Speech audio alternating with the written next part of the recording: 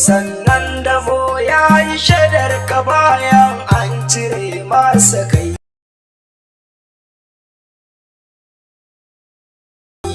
Shi ne in yanayi wa dabba magana sai ta sunkwi da kai, ya aburi bai da nutsuwa duk sanda rasulu bai haushi ba.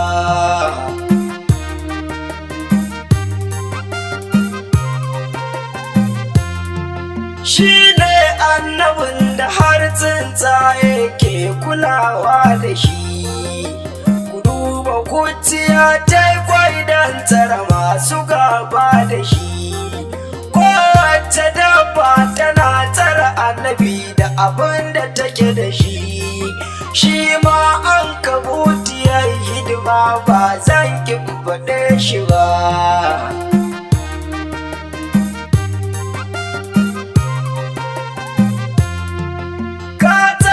Rana ta dawo wata rana ga maulali, sannan ka tsaga wata sanda wasu suka yi ma izgili.